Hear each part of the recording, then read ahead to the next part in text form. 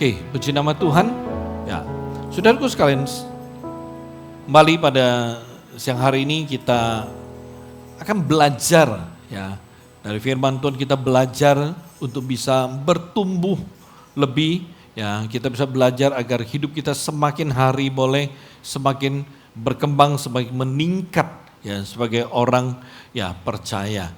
Mari saudaraku sekalian, ya tema khotbah saya hari ini adalah menjalani kehidupan yang berkenan kepada Tuhan. Okay. Menjalani sebuah kehidupan yang berkenan kepada Tuhan. Saudaraku sekalian, kita tahu bahwa ya kalau sebuah kehidupan yang berkenan kepada Tuhan itu adalah sebuah kehidupan yang memang Tuhan inginkan ya dari setiap kita. Dan ini merupakan sebuah bentuk kehidupan yang penuh kuasa. Artinya apa? Artinya ya hidup yang berkenan kepada Tuhan itu akan membuat kita menerima berkat Tuhan, ya menerima ya kekuatan daripada Tuhan yang begitu luar biasa atas kehidupan kita. Amin saudaraku. Kita akan mulai dengan firman Tuhan di dalam 1 Tesalonika pasal yang keempat ayat yang pertama. Kitab 1 Tesalonika 4 yang pertama, perhatikan firman Tuhan. Akhirnya saudara-saudara, kami minta dan nasihatkan kamu dalam Tuhan Yesus. Kamu telah mendengar dari kami bagaimana kamu harus hidup supaya berkenan kepada Allah. Memang hal itu memang telah kamu turuti, tetapi baiklah kamu melakukannya lebih bersungguh-sungguh lagi. Amin. Kita lihat kembali ya satu bagian firman Tuhan di dalam Mazmur 37 ayat 23. Ya Mazmur 37 23. Tuhan menetapkan langkah-langkah orang yang hidupnya berkenan kepadanya. Amin. Saudaraku sekalian, membangun sebuah kehidupan yang ya berkenan kepada Tuhan itu merupakan tantangan bagi kita sebagai orang Kristen, saudaraku. Ya, kenapa ya tantangan atau saya sebut sebagai tantangan ya untuk hidup berkenan kepada Tuhan?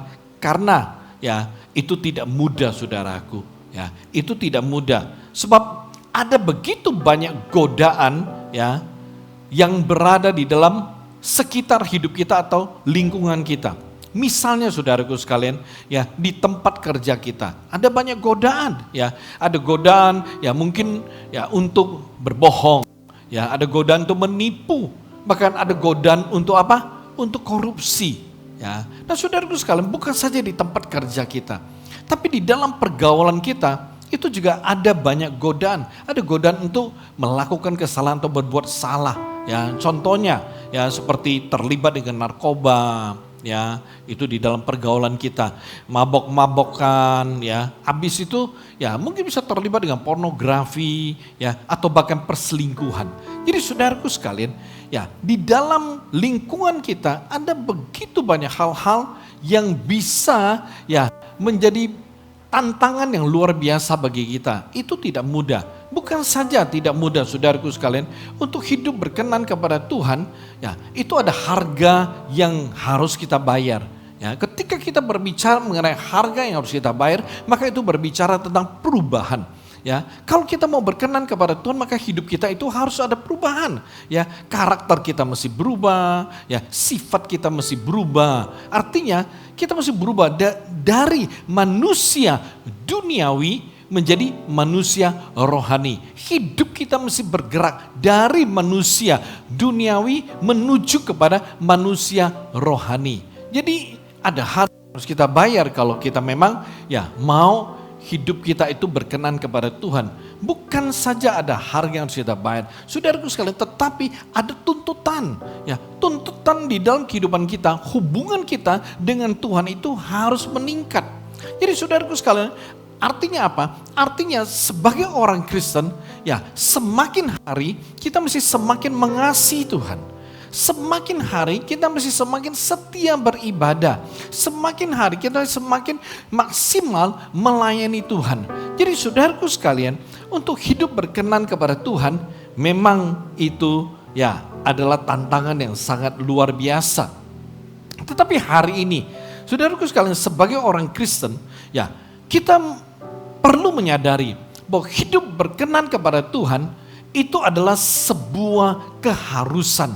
Artinya sebuah kehidupan yang tidak bisa kita tawar, saudaraku, ya. Karena sebagai milik kepunyaan daripada Kristus, ya, yang Tuhan telah tebus kita dengan pengorbanan yang begitu besar, saudaraku sekalian, sudah seharusnya, sudah sewajarnya kita itu hidup sesuai, seturut dengan semua aturan, semua hukum, semua ketetapan daripada Tuhan, ya.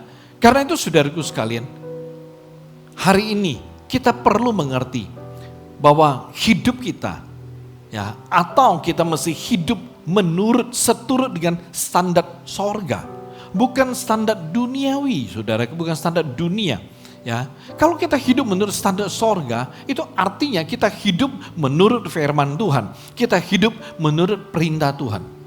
Tapi kalau kita hidup menurut standar dunia, maka kita akan hidup menurut apa? Perkembangan dunia, tren dunia seperti apa. Lalu kita akan hidup menurut penilaian orang lain. Ya, kita harus hidup menurut apa kata orang. Nah, kalau kita hidup dengan standar seperti demikian, kita akan capek, saudaraku. Ya, lalu ya kita akan lelah sekali hidup ini dan itu tidak menyenangkan Tuhan. Amin. Nah, saudaraku sekalian, sebagai orang Kristen, kita harus hidup menurut standar sorga.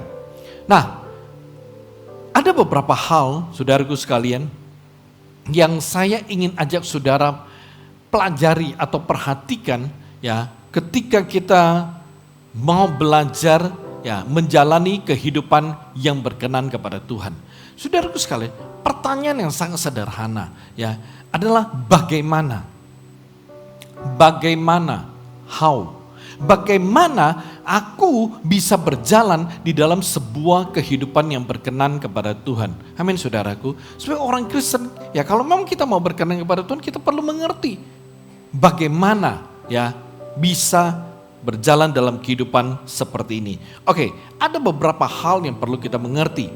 Ya, yang pertama yang harus kita mengerti adalah kita harus memiliki sikap hati yang mau, tolong garis bawahi, yang mau berkenan kepada Tuhan.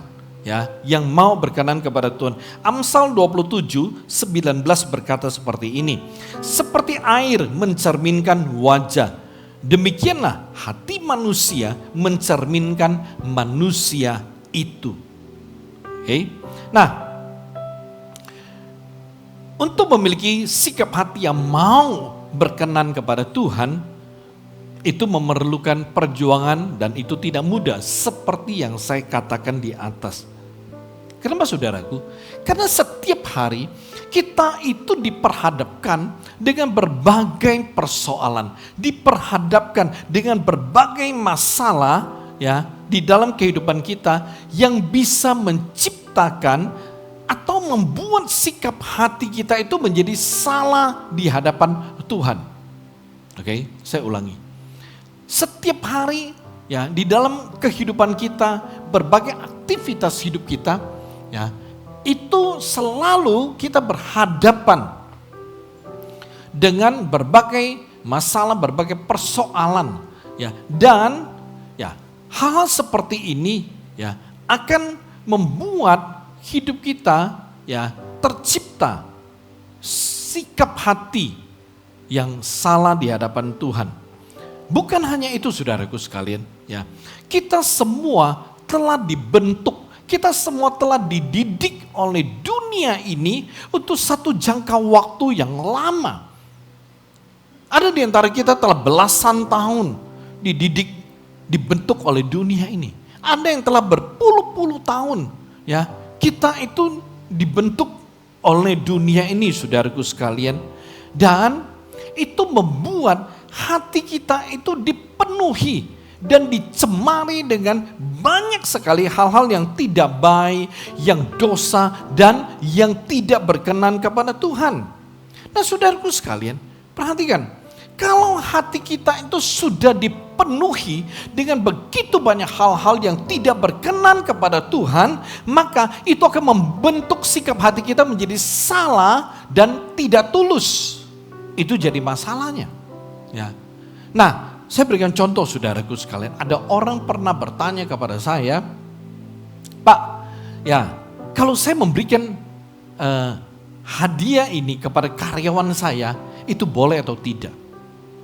Atau ada yang bertanya kepada saya, Pak, kalau saya mengatakan ini kepada pasangan saya, itu benar atau salah? Ada yang pernah bertanya, Pak, boleh nggak atau tidak ya saya mengikuti kegiatan tersebut? Saudaraku sekalian perhatikan, ini bukan masalah boleh atau tidak, benar atau salah saudaraku sekalian.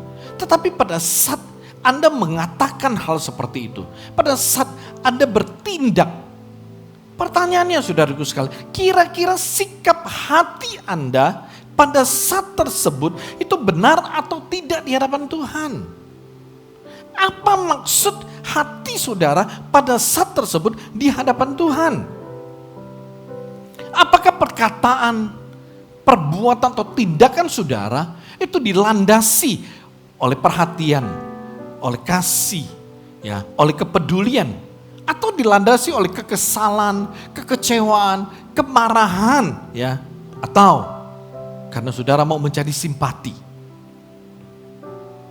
Ini perlu kita mengerti saudaraku. Ya, untuk memiliki sikap hati yang berkenan kepada Tuhan selalu, maka penting sekali kita harus memiliki sikap hati yang benar terlebih dahulu. Kalau kita berbicara tentang sikap hati yang mau berkenan kepada Tuhan, ya, itu artinya dari dalam ya hati kita. Dari dalam diri kita harus ada keinginan, harus ada kemauan yang kuat untuk mau hidup berkenan kepada Tuhan. Kenapa ini penting saudaraku sekalian? Ya, perhatikan. Karena ketika kita sendiri ya menyadari dan dari dalam diri kita ada kerinduan untuk hidup berkenan kepada Tuhan, maka itu tidak usah dipaksa. Kita tidak usah dipaksa. Dan kita akan melakukannya dengan sukarela saudaraku sekalian. Ya, saya berikan contoh. Kalau kita sendiri memiliki keinginan untuk membaca Alkitab, saudaraku sekalian, perhatikan. Ya, saudara pasti tidak akan lupa. Saudara pasti akan melakukannya dengan sukacita. Ya, saudara pasti ya akan melakukannya dengan ya nggak susah gitu loh untuk baca Alkitab. Sebenarnya baca Alkitab tidak susah, tapi bagi banyak orang itu susah. Tetapi apabila dari dalam hati saudara ya ada kemauan, ada keinginan untuk baca Alkitab, saya mau katakan tidak susah, saudaraku. Saudara tidak akan malas untuk membaca Alkitab. Kenapa? Karena itu berasal dari dalam. Atau contoh, berdoa. Saudaraku sekalian, kalau dari dalam diri saudara ada kesadaran untuk berdoa, ada kerinduan untuk berdoa, ada keinginan untuk berdoa, saya mau katakan saudaraku sekalian, maka itu tidak perlu disuruh.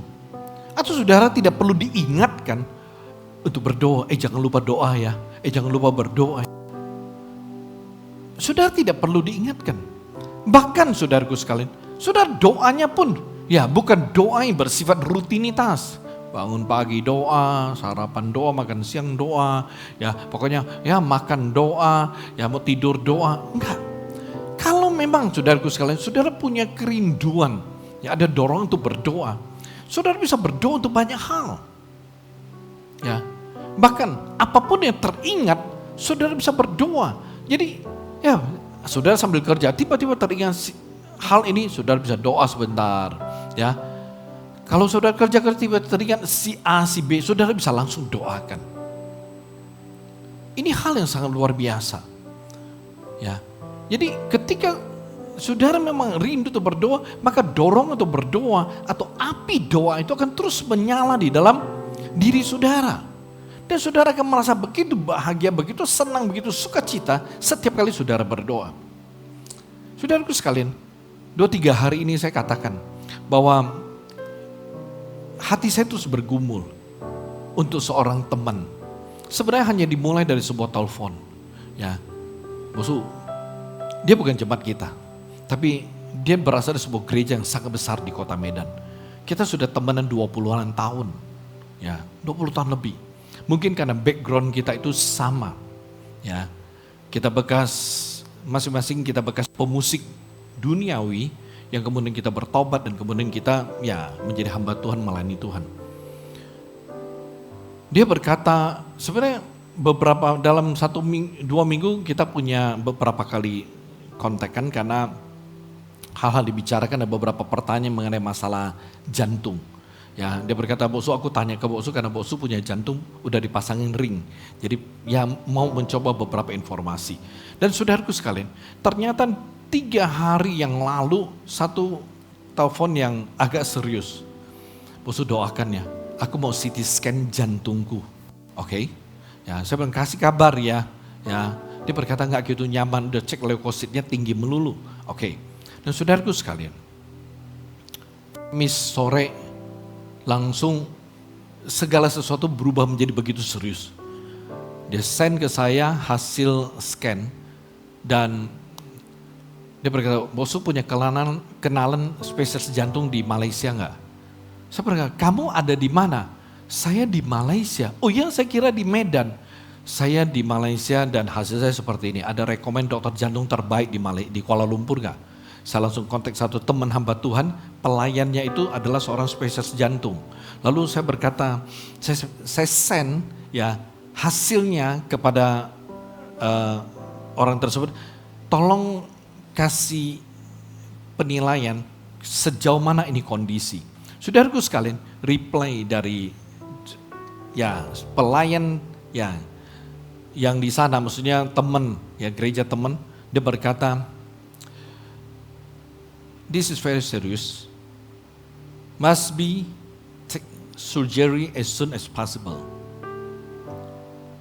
Dan dia berkata ini bleeding, dia punya aorta, dia punya saluran jantung, ya kalau tersumbat nggak ada masalah, ya karena beberapa minggu lalu adik saya baru menambah 3 ring, 3 atau 4 lupa, ya karena dia sudah, jadi total ring di jantung adik saya, dokter spesialis bedah ada 11. Ada 11, saya berkata lu pegang rekor lu dalam keluarga kita.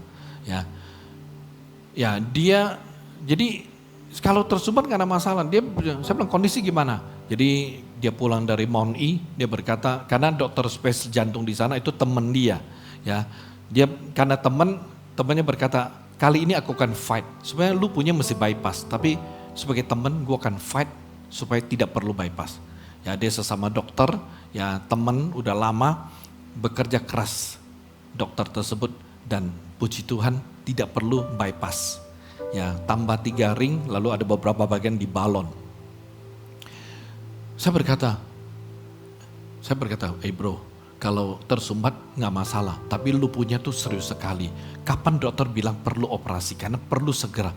Ya Bosu, istri gua nggak dapat tiket, nggak bisa datang, nggak boleh tanda tangan. Saya malu mengusulkan begini, oke, tanya dokternya perwakilan boleh nggak? Kalau boleh, suruh ya, kita punya gembala di Kuala Lumpur untuk bantu lu tanda tangan. Dia berkata mesti keluarga. Jadi doa punya ya puji Tuhan, hanya istrinya dapat tiket.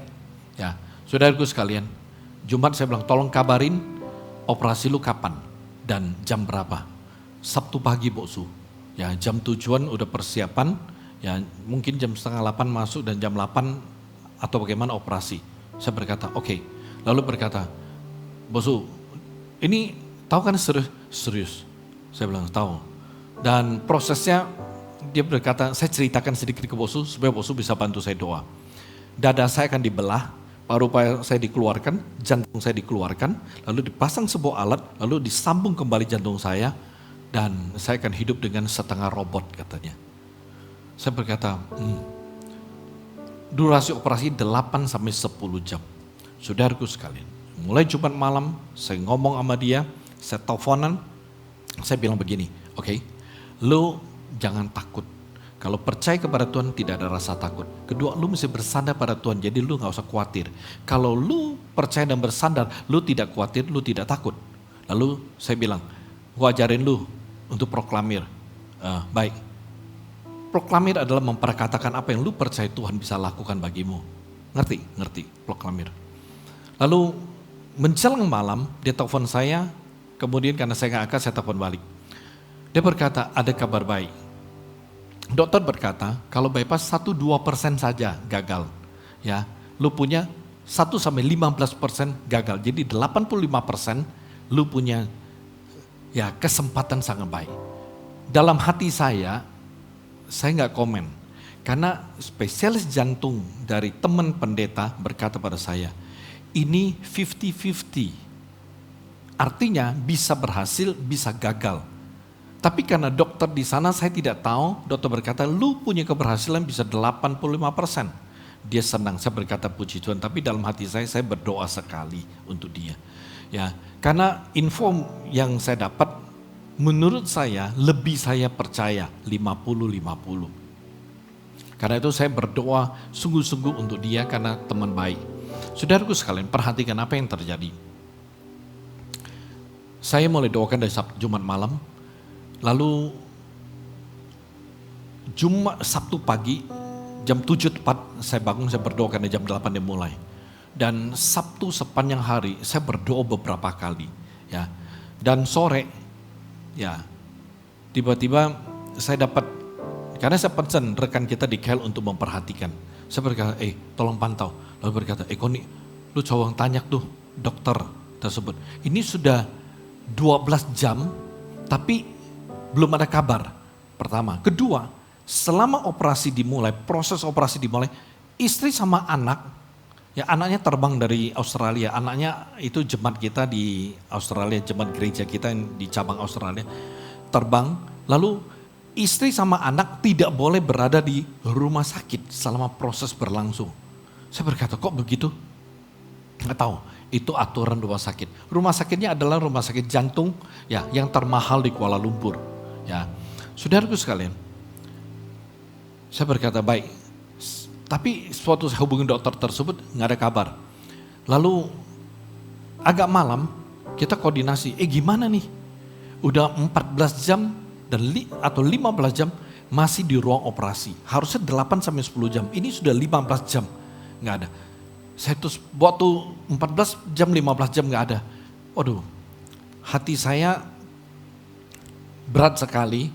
Saya sedang persiapan khotbah juga dan hanya saya berhenti dan saya berdoa. Dalam hati sambil saya baca Alkitab, saya sambil berdoa untuk dia. Hati saya terus tertuju kepada dia. Saya tunggu sampai jam 2 subuh. Saya chat, gimana kabar? Puji Tuhan, step pertama operasi sudah lewat. Jam 8 pagi dioperasi, jam 2 subuh saya baru dapat kabar. Saya nggak tidur, karena saya masih tungguin itu kabar gitu loh. Saudaraku sekalian, ya dia berkata, tapi rusuk belum ditutup, nggak ditutup, supaya kalau ada pendarahan bisa langsung dikerjakan. Nah saudaraku sekalian, perhatikan, kalau kita memang maksudnya punya kebiasaan untuk berdoa, kita bisa selalu berdoa dan kita tidak pernah merasa sulit atau bukan karena ada kesulitan kita berdoa, tapi apapun yang terpikir oleh kita bisa doakan. Ya kadang-kadang sambil kerja saya ingat, tiba-tiba ingat si A, ya tiba-tiba saya ingat, saya percaya kalau tiba-tiba ingat, berarti memang Tuhan itu nyatakan. Saya langsung akan doakan. Teringat sebuah peristiwa atau hal, saya akan bawa dalam doa. Nah, jadi saudaraku sekalian, kalau memang saudara punya keinginan kerinduan berdoa, maka itu akan otomatis ya dan tidak pernah akan merasa repot. Atau kalau saudara sendiri punya kemauan untuk melayani, ya saudaraku sekalian, saya percaya ya kalau saudara punya kerinduan, kemauan sendiri untuk melayani Tuhan, maka tidak akan terpaksa. Saudara pun tidak akan berbeban berat ketika melayani. Amin. Ya. Nah, perhatikan, kalau kita sendiri mau, maka itu artinya ada dorongan, ada keinginan, ada kemauan yang berasal dari dalam diri kita. Bukan dari luar, ya, bukan dari luar, ya. tapi dari dalam diri kita untuk mau berkenan kepada Tuhan, untuk mau memuliakan Tuhan. Nah, kita tahu saudaraku sekalian, apabila seseorang itu tidak mau, ya, dia tidak mau, ya, maka semua yang dia lakukan itu pasti akan terpaksa. Semua yang dia lakukan itu pasti akan berbeban berat. Ya, dan apapun yang dia lakukan itu dia tidak akan ada sukacita. Dia tidak akan ada kebahagiaan. Kenapa? Karena terpaksa. Ya. Karena dia tidak mau, tidak ada kemauan. Kalau tidak ada kemauan, saudaraku sekalian, otomatis tidak ada dorongan dan tidak ada keinginan. Jadi perhatikan, bedanya itu jauh sekali dan jelas sekali bedanya. Amin. Nah, saudaraku sekalian, ketika seseorang yang hidup berkenan kepada Tuhan dengan terpaksa, perhatikan ya, dengan terpaksa itu tidak akan tahan lama. Tahannya mungkin beberapa minggu, ya, tahannya mungkin beberapa bulan. Paling banter saudaraku sekalian 1 sampai 2 tahun. Tahannya, ya. Kenapa? Karena memang mau hidup berkenan pada Tuhan dengan terpaksa, karena memang tidak ada kemauan dari dalam. Ya. Jadi saudaraku sekalian, kalau satu orang ya yang terpaksa, perhatikan. Bukan saja dia tidak tahan lama, tapi dia akan jatuh kembali kepada kehidupan yang lama. Dia akan jatuh kembali kepada karakter yang lama. Dia akan jatuh kembali kepada dosa yang lama, saudaraku sekalian. Ya. Tapi kalau memang saudaraku sekalian, kita mau menjalani sebuah kehidupan yang berkenan kepada Tuhan setiap hari, terus menerus, bukan 3 bulan, bukan 6 bulan, tapi terus menerus sepanjang kehidupan kita. Saudaraku sekalian, kita harus mempunyai sikap hati yang mau berkenan kepada Tuhan terlebih dahulu. Perhatikan, saya menyukai statement seperti ini. Sikap hati yang berkenan kepada Tuhan akan memproduce, akan menghasilkan sebuah kehidupan yang berkenan kepada Tuhan. Amin. Hal yang kedua, ya, bagaimana menjalani kehidupan yang berkenan kepada Tuhan. Hal yang kedua adalah harus mengerti bagaimana berkenan kepada Tuhan. 1 Samuel 15 ayat 22, tetapi jawab Samuel, apakah Tuhan itu berkenan kepada korban bakaran dan korban sembelihan seperti kepada mendengarkan suara Tuhan? Sesungguhnya mendengarkan lebih baik daripada korban sembelihan, memperhatikan lebih baik daripada lemak domba-domba jantan. Saudaraku sekalian, kalau kita mau berjalan ya dalam hidup yang berkenan kepada Tuhan, maka kita mesti cari tahu. Kita mesti cari tahu caranya agar Tuhan itu berkenan kepada kita. Sama saudaraku sekalian, ya, bagi Anda yang telah menikah, kalau saudara ingin agar ya mertua berkenan kepada saudara, mertua bisa suka kepada saudara, maka saudara harus cari cara ya agar mertua saudara itu bisa menyukai saudara. Caranya seperti apa? Ya contoh kalau mertua saudara itu sukanya jalan-jalan, ya. Kalau suka jalan-jalan, udah 1 minggu sekali bawa dia keluar jalan-jalan, bawa dia ke taman, ya, bawa dia mungkin ya ke mall kalau memang memungkinkan, atau paling tidak saudara bawa dia taruh di mobil, bawa dia keliling kota Medan gitu, ngukur gitu jalan Medan berapa panjang. Ini boleh saudaraku sekalian, itu caranya. Atau saudaraku sekalian, caranya ya saudara tahu, oh ternyata mertua tuh suka dengan musik. Ya khususnya ya dia sukanya musik klasik. Kalau memang mertua kita sukanya musik klasik, ya saudaraku sekalian, udah beliin dia tape atau MP3, lalu cariin lagu ya yang dia suka, lagu klasik gitu loh. Ya kalau memang dia suka lagu klasik, udah cariin lagu klasik. Jangan dia sukanya klasik, ya saudara cariin dia lagu remix atau rock and roll heavy metal. Saudaraku sekalian, ya bukan dia nyaman dengarnya, kejang-kejang dia gorek-gorek melulu didengar lagu remix gitu. Kenapa saudaraku sekalian? Oleh sebab itu perhatikan, kita mesti temukan cara ya agar ya mertua kita bisa senang sama saudaraku sekalian. Kalau kita mau berkenan kepada Tuhan, maka kita harus cari tahu apa sih yang menjadi kesukaan Tuhan. Saya berikan contoh saudaraku. Ya, 2 Samuel 12:13. Lalu berkatalah Daud kepada Nathan, aku sudah berdosa kepada Tuhan. Dan Nathan berkata kepada Daud, Tuhan telah menjauhkan dosamu itu, engkau tidak akan mati. Saudaraku sekalian, Daud adalah orang yang mengerti bagaimana berkenan kepada Tuhan. Perhatikan, Daud pernah melakukan sebuah kesalahan, ya, kesalahan yang cukup serius, ya. Dia punya dosa membunuh dan berzina. Sederhana, saudaraku, ya. Dia berdiri suatu sore di soto istananya, di atas istananya. Lalu dia melihat ke bawah. Ya, begitu dia lihat bawah, dia melihat seorang perempuan, ya, cantik sekali sedang mandi. Saudaraku sekalian, kalau Anda ke Yerusalem, ya, perhatikan, Anda itu istana Daud itu ada di tengah-tengah kota Yerusalem. Ya, kita pernah naik dan kita dibawa ke satu menara kecil, ya, atap begitu, dua, ya, rumah lah, dua loteng begitu. Dan dari sana ada satu tempat yang cukup luas. Nah, tour guide kita waktu itu, ya, seorang teman lama, ya, dia seorang penginjil di Taiwan tapi telah menjadi tour guide di sana yang berbahasa Mandarin dan Inggris.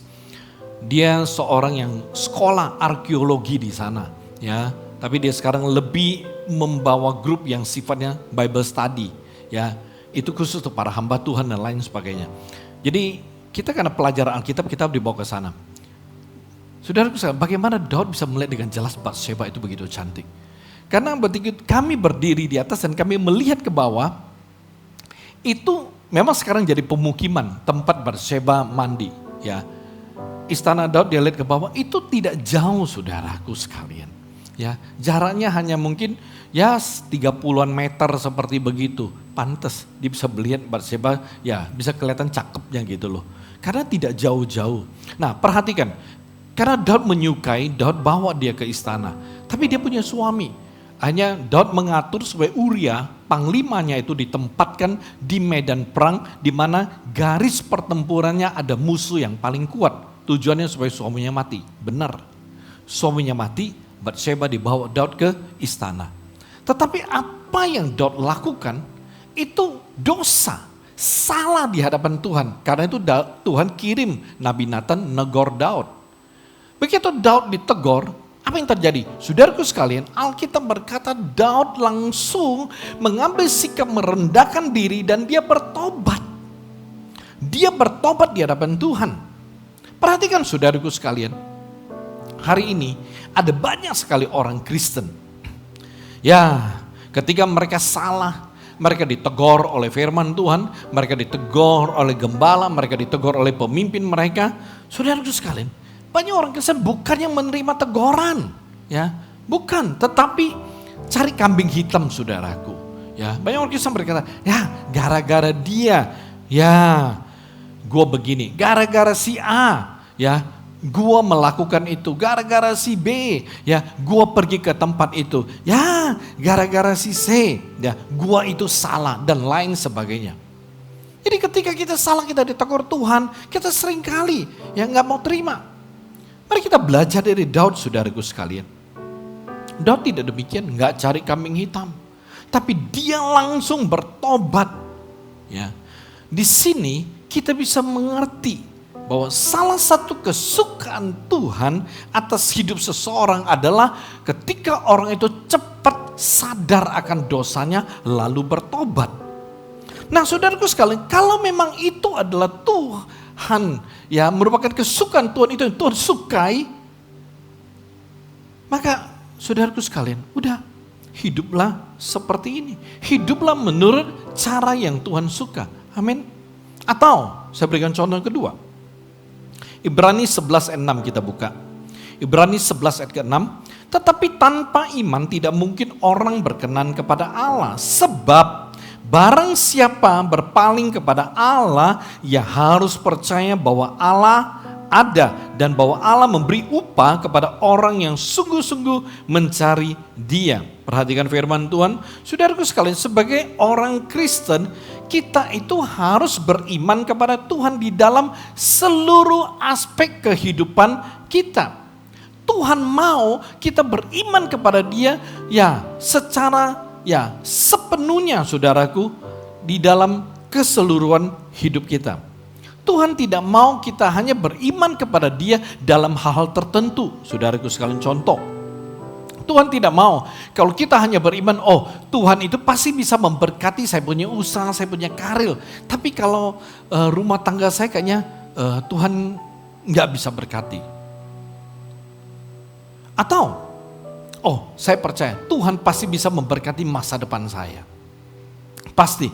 Tapi kesehatan saya, aduh kayaknya sulit deh Tuhan berkati. Saudaraku sekalian, Tuhan tidak mau kita berimannya model seperti ini. Ya, enggak. Kenapa? Karena tidak sesuai dengan firman Tuhan. Ya, Tuhan tidak mau ya kita menempatkan iman kita dalam posisi setengah-setengah. Perhatikan, firman Tuhan yang kita baca tadi itu sudah jelas sekali berkata, kalau kita berpaling kepada Tuhan, kalau kita datang kepada Tuhan, kalau kita percaya kepada Dia, maka Tuhan mau kita mempercayai Dia sepenuhnya di dalam seluruh kehidupan kita. Ini yang Tuhan mau, saudaraku sekalian, ya. Artinya saudaraku sekalian, ketika kita beriman kepada Tuhan, ya, kita percaya bahwa Tuhan itu mau, Tuhan itu mampu memberkati seluruh kehidupan kita. Amin saudaraku. Ketika Tuhan memberkati kehidupan kita, Tuhan tidak pernah memberkati hidup kita setengah-setengah juga saudaraku. Ketika Tuhan memberkati kita, Dia akan memberkati kita punya keuangan, Dia memberkati usaha kita, karir kita, Dia memberkati keluarga kita, pernikahan kita, Dia memberkati ya keluar masuk kita, ya Dia memberkati kesehatan kita, masa depan kita dan lain sebagainya, ya. Oleh sebab itu saudaraku sekalian, kita tahu kalau kehidupan yang beriman sepenuhnya kepada Tuhan itu merupakan salah satu kesukaan Tuhan, maka hiduplah dengan beriman kepada Tuhan selalu. Amin saudaraku sekalian.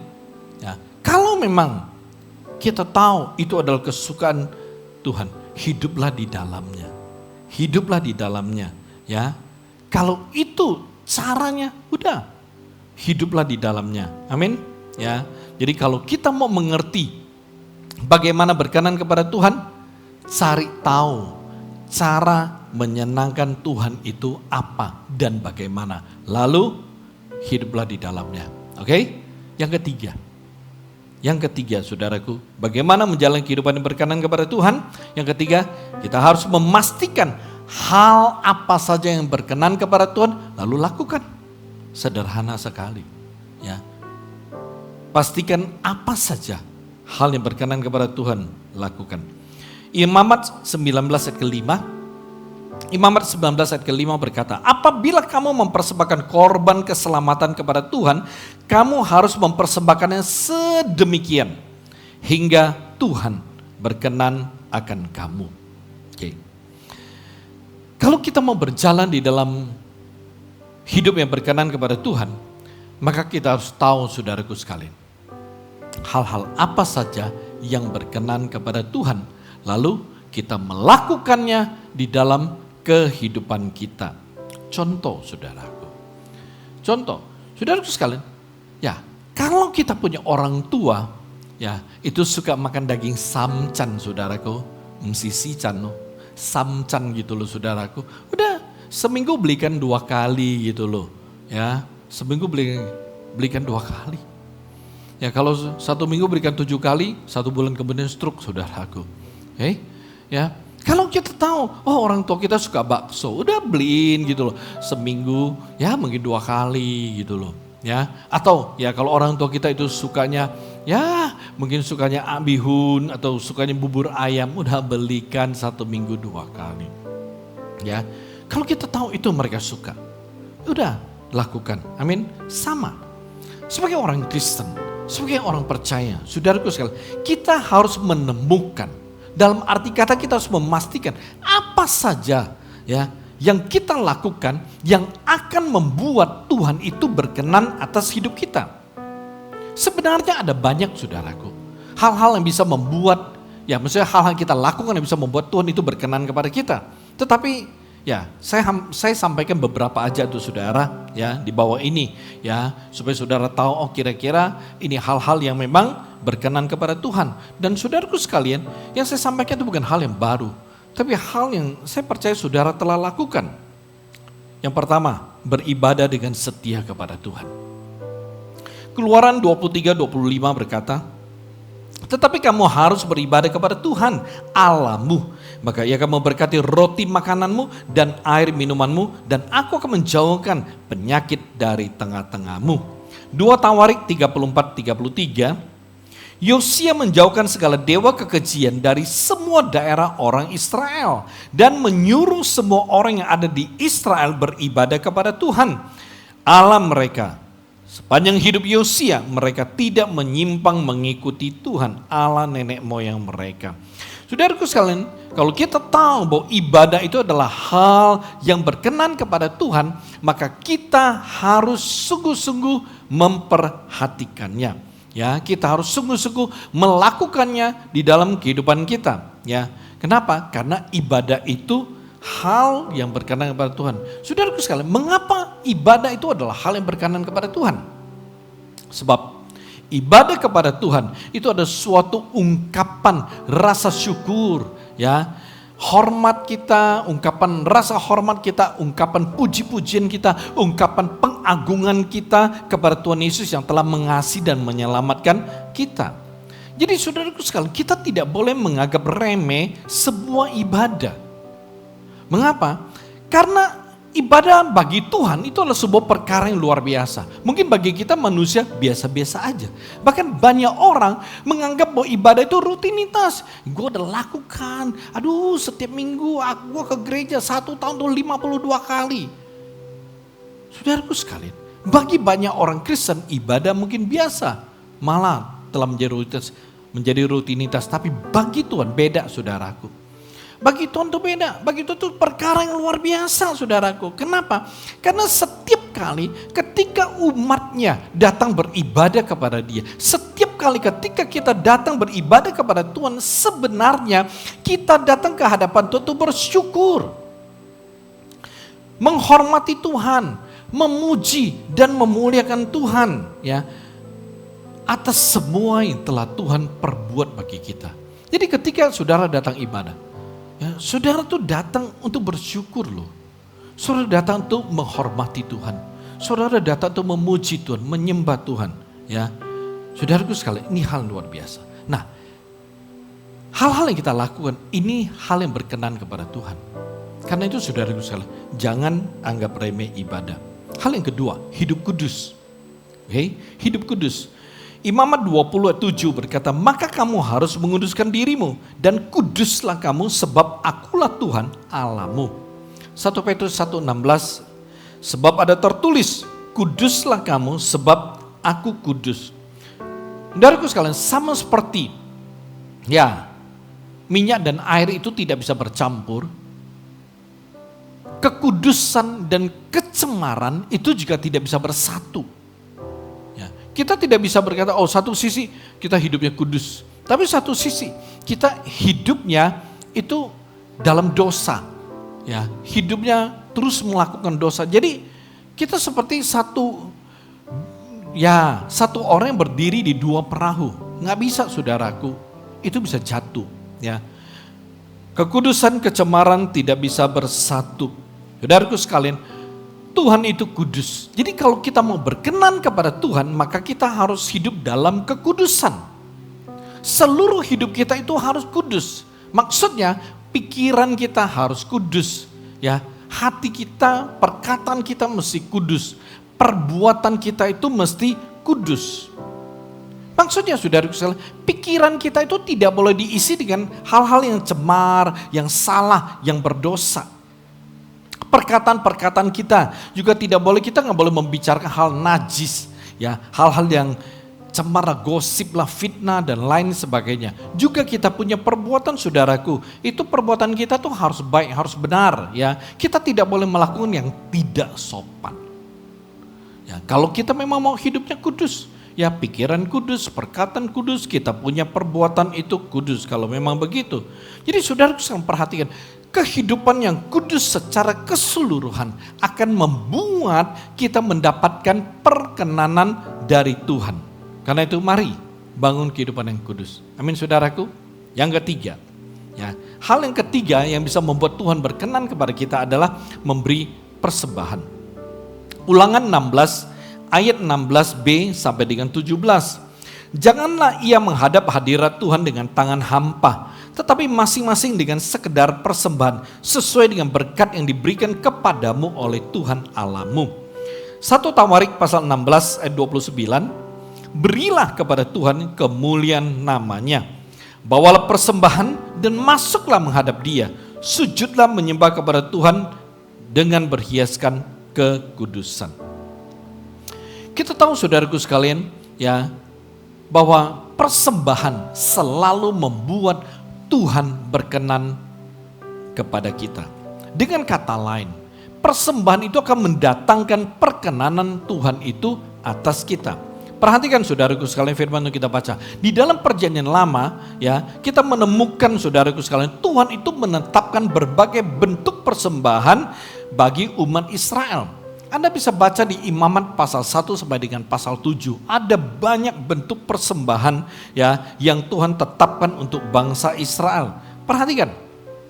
Tujuan korban persembahan yang Tuhan tetapkan, ya, untuk bangsa Israel itu bukan untuk membuat bangsa Israel itu, ya, susah, tapi itu untuk membuat bangsa Israel selalu hidup dalam perkenanan Tuhan. Oke, saya ulangi. Korban-korban persembahan yang Tuhan tetapkan untuk umat Israel adalah agar umat Israel bisa selalu hidup, ya, berkenan atau di dalam perkenanan Tuhan. Ya, contohnya saudaraku sekalian, salah satu contoh ada korban yang namanya korban penebus dosa. Jadi saudaraku sekalian, ketika orang Israel berdosa, maka dia mesti bawa korban penebus dosa ke hadapan para imam. Ya, lalu, ya, setelah dia mempersembahkan korban penebus dosa, dosa ini dihapus. Dia berkenan kepada Tuhan dan diberkati Tuhan. Oke, nah ini harus kita mengerti. Nah saudaraku sekalian, ya, Tuhan menetapkan persembahan bagi bangsa Israel bukan untuk membuat bangsa Israel menjadi miskin atau uangnya berkurang, ternaknya berkurang, bukan saudaraku, ya, tapi agar mereka bisa selalu memperoleh perkenanan Tuhan. Sama saudaraku sekalian. Hari ini, ya, kalau Anda melihat, ya, di dalam gereja kita, ya, ada banyak amplop, ya, yang berhubungan dengan persembahan di meja informasi. Ada banyak bentuk, ya, persembahan. Tujuannya apa saudaraku? Tujuannya adalah agar Anda semua bisa mendapatkan perkenanan daripada Tuhan. Ya, hari ini ketika kita berbicara mengenai persembahan saudaraku sekalian, perhatikan. Persembahan yang kita bawa kepada Tuhan itu adalah sebuah bentuk ucapan syukur dan sebuah bentuk pengakuan akan keterlibatan Tuhan itu di dalam kehidupan kita. Jadi Anda waktu memberikan persembahan, sebenarnya itu seperti Anda mengucap syukur, Anda mengakui, ya, apapun hidupku hari ini karena Tuhan. Jadi ini penting sekali, bentuk pengakuan akan keterlibatan Tuhan di dalam kehidupan kita itu sangat amat penting saudaraku sekalian. Jadi ketika kita membawa persembahan kita kepada Tuhan, kita memberikan persembahan kita kepada Tuhan, sebenarnya itu adalah sebuah tanda terima kasih gitu loh, kamsianya kita gitu loh, atas berkat Tuhan, pimpinan Tuhan, penyertaan Tuhan, ya, pemulihan Tuhan, kebaikan Tuhan, bahkan perlindungan Tuhan atas kehidupan kita. Ya, jadi saudaraku sekalian, ingat ketika saudara memberikan persembahan, itu saudara bukan memberikan uang kepada gereja. Saudara bukan memberikan uang kepada, ya, pendeta saudaraku, tetapi itu adalah sebuah bentuk ucapan syukur saudara atas apa yang Tuhan telah buat untuk saudara. Ya, jadi contohnya setiap minggu saudara datang, saudara bawa persembahan saudara. Itu artinya saudara bersyukur sepanjang minggu ini, ya, Tuhan telah, ya, memberkati dan menyertai Anda. Amin saudaraku. Ya, oleh sebab itu mari kita belajar mengerti bahwa membawa persembahan kita, korban persembahan kita kepada Tuhan, itu artinya kita adalah orang yang mengerti, mengucap syukur, dan memuliakan Tuhan. Dan itu akan mendatangkan perkenanan Tuhan atas kita. Yang keempat, hal yang berkenan kepada Tuhan, memuji dan menyembah Tuhan. Mazmur 22 ayat keempat. Padahal engkaulah yang kudus, yang bersemayam di atas puji-pujian orang Israel. Satu lagi, Mazmur 147 ayat yang pertama. Haleluya, sungguh bermazmur bagi Allah itu baik, bahkan indah, dan layaklah memuji-muji itu. Kalau kita memperhatikan Mazmur 150, saudaraku, seluruh pasal tersebut sebenarnya itu merupakan pasal perintah untuk memuji dan menyembah Tuhan. Oke, kita kembali. Saudaraku sekalian, perhatikan, saat kita memuji dan menyembah Tuhan, itu adalah sebuah momen di mana kita meninggikan dan mengagungkan Tuhan di dalam kehidupan kita. Ya, jadi semua pujian yang kita berikan kepada Tuhan karena Dia layak untuk kita puji, karena Dia layak untuk kita sembah. Ya, dan perhatikan, setiap kali kita memuji dan menyembah Tuhan, saudaraku sekalian, sebenarnya itu menyenangkan hati Tuhan. Oke, saya ulangi, setiap kali ketika kita memuji dan menyembah Tuhan, itu sebenarnya menyenangkan hati Tuhan. Dan kalau yang kita lakukan itu menyenangkan hati Tuhan, maka itu akan mendatangkan perkenanan Tuhan atas kita. Oleh sebab itu, saudaraku sekalian, mari kita belajar. Jangan pernah kita menganggap remeh sesi pujian penyembahan dalam ibadah. Jangan kita anggap remeh. Saudaraku sekalian, seringkali ketika orang Kristen itu datang ke gereja untuk ibadah, ketika mereka udah telat nih, mereka sering berkata, oh nggak apa-apa, masih sesi puji-pujian, pujian-pujian itu nggak gitu penting lah, nggak apa-apa. Yang penting kita tiba sebelum khotbah. Perhatikan saudaraku sekalian, kita jangan melewatkan sesi pujian penyembahan. Mengapa? Karena pujian penyembahan merupakan salah satu hal yang membuat Tuhan itu berkenan kepada kita. Jangan anggap remeh saudaraku sekalian.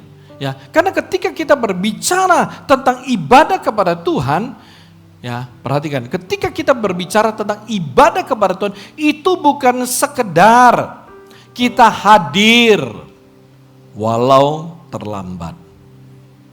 Kita hadir sebelum khotbah, bukan saudaraku sekalian, Tapi ketika kita berbicara ibadah, kita itu harus hadir sebelum ibadah dimulai. Kita sudah harus ada di hadapan Tuhan sebelum ibadah dimulai. Jadi ketika saudara ada di hadapan Tuhan, saudara sudah mulai bisa memuji Tuhan terlebih dahulu. Saudara bisa menyembah Tuhan terlebih dahulu. Jadi contohnya saudara sekalian, kalau kita ibadahnya jam 8.30, saudara usahakan tiba 15 menit sebelum ibadah. Kalau ibadah kita itu jam 11, usahakan tiba 15 menit sebelum ibadah. Amin saudaraku, supaya apa? Supaya kita tidak pernah melewatkan sesi pujian penyembahan. Nah saudaraku sekalian, ini adalah beberapa hal yang berkenan kepada Tuhan yang bisa kita lakukan. Sebenarnya ada yang lain, melayanilah dan lain sebagainya. Tapi beberapa hal ini hanya contoh tentang hal yang berkenan kepada Tuhan. Dan kalau kita tahu ini hal yang berkenan kepada Tuhan, lakukan. Hiduplah di dalamnya, saudaraku sekalian. Oleh sebab itu mari kita belajar.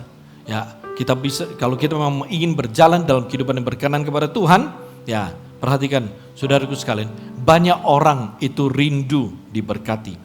Banyak orang rindu Tuhan angkat dia menjadi kepala bukan ekor. Banyak orang rindu disertai oleh Tuhan. Banyak orang rindu pernikahan mereka itu diberkati Tuhan. Tapi kalau hidup kita itu tidak berkenan kepada Tuhan, urapan Tuhan itu tidak pernah ada atas kehidupan kita. Penyertaan Tuhan itu tidak pernah ada di atas kehidupan kita. Oleh sebab itu, saudaraku sekalian, mari kita belajar. Belajar untuk mengerti, berjalan di dalam hidup yang berkenan kepada Tuhan. Jangan anggap remeh perkenanan Tuhan. Kalau satu orang berkenan kepada Tuhan, atau artinya Tuhan menyukai dia, Tuhan sayang dia, maka dia akan diberkati Tuhan dengan sangat amat luar biasa. Hidupnya akan Tuhan pelihara. Amin. Mari kita tundukkan kepala.